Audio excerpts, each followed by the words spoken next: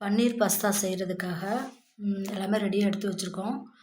Pasta வந்து கண்ணாடி பவுலில் போட்டு வச்சுருக்கோம்.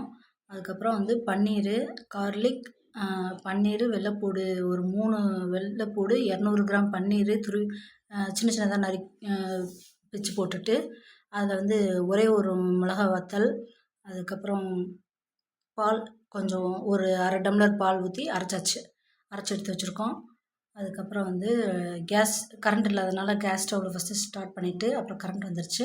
ஐஆர்ஆர்லேயே நாங்கள் குக் பண்ணோம். இந்த வீடியோவில் வந்து ஸ்கிப் பண்ணது என்னதுன்னா, நாங்கள் வந்து முன்னாடியே வந்து அரைச்சி வச்சுக்கிட்டோம். பன்னீர், வெள்ளைப்பூடு, மிளகா வத்தல் இதை வந்து அரைச்சி வச்சுக்கிட்டோம். ஒரே ஒரு மிளகா வத்தல், 3 பூண்டு, கொஞ்சோண்டு பால் ஊற்றி 200 கிராம் பன்னீரை வந்து அரைச்சி வச்சுக்கிட்டோம் மிக்ஸி ஜாரில். அதை வந்து கொஞ்சோண்டு வெங்காயம் கட் பண்ணி எடுத்து வச்சுருக்கோம். அதுக்கப்புறம் தக்காளி, இது வெங்காயம், தக்காளி, பாஸ்தா இதெல்லாம் போட்டு மூழ்கிற அளவுக்கு தண்ணி ஊற்றி நல்லா கொதிக்க விட்டுறணும். நல்லா வெந்து ரெடியானதுக்கு அப்புறமா அதில் வந்து நல்லா பாஸ்தா ரெடியானதுக்கப்புறம் வந்து பன்னீரை வந்து போட்டு 2 கிளறுனா அவ்வளோதான் ரெடி. பன்னீர் பாஸ்தா வந்து ஐஆர்ஆரில் வந்து ஃபஸ்ட்டு 1000 பவர் லெவலில் வச்சுருந்து ஒரு 5 மினிட்ஸில் வந்து நல்லா கொதிச்சிருச்சு. கொதித்ததுக்கப்புறம் ஆஃப் பண்ணிவிட்டு 200 பவர் லெவலில் வந்து ஒரு 10 மினிட்ஸ் வச்சு குக் பண்ணிக்கிட்டோம். இது வந்து பாமினோஸ் பாஸ்தாவாக இருந்துச்சுன்னா எங்களுக்கு வந்து ஒரு 3 மினிட்ஸ் 4 மினிட்ஸில் ரெடி ஆயிரும். இது வந்து வேறு பிராண்டுங்கிறதுனால குக் ஆகிறதுக்கு ரொம்ப நேரம் டைம் எடுத்துக்கிடுச்சு. மற்றபடி வந்து நல்லா ரெடியாக இருந்துச்சு. டேஸ்ட் நல்லா இருந்துச்சு. இறக்கும்போது கொஞ்சோண்டு கறி மசாலா வந்து தூவிட்டு இறக்கிடுறோம். வேக போடும்போது கொஞ்சோண்டு உப்பு போட்டு வேக வச்சிடணும். தண்ணி வந்து தேவையான அளவு மூழ்கிற அளவு மட்டும் தண்ணி ஊற்றி வேக வைக்கணும். தண்ணி கொஞ்சம் அப்படியே நல்லா வெந்து வரும்போது தண்ணி ஊற்றிடும். பாஸ்தாவை ஊற்றினோன்னா ரெடி ஆயிரும்.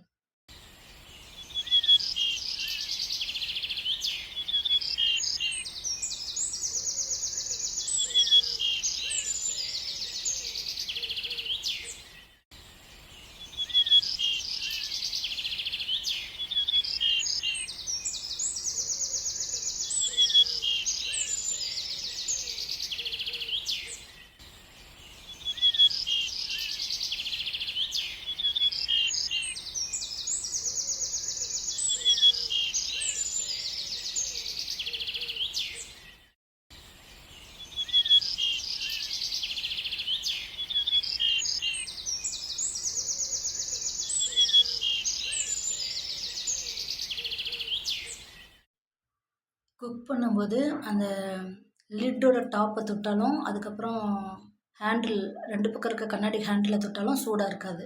சூடு இல்லாமல் தான் இருக்கும். குக்கிங் ஆகிற இடம் மட்டும் சூடாக இருக்கும். அந்த லிட்டோட டாப்பில் இருக்க நாபை தொட்டாலும் சூடாக இருக்காது. அந்த டைமண்ட் ஷேப்பில் இருக்க நாபை தொட்டாலும் சூடாக இருக்காது. ஹேண்டில் தொட்டாலும் சூடாக இருக்காது. அதனால் குக் பண்ணுறதுக்கு போது கண்ணாடி பவுலை வந்து ஹேண்டில் பண்ணுறதுக்கு ஈஸியாக தான் இருக்கிறது.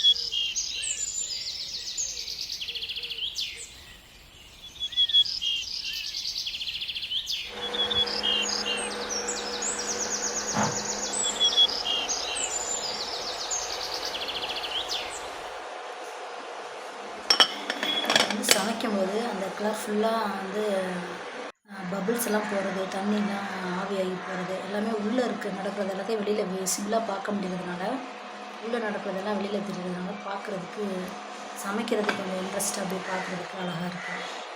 வந்து பார்க்குறதுக்கு நல்லா குக்கிங் என்ன பண்ணுறோம் அப்படிங்கிறது வெளியில் தெரியும்போது த்ரூவாக இருக்கிறது வந்து நல்லா பார்க்குறதுக்கு கொஞ்சம் இன்ட்ரெஸ்டிங்காக சமைக்கிறது நல்லா விசிபிளாக தெரியுது, நல்லா இன்ட்ரெஸ்டிங்காக இருக்குது.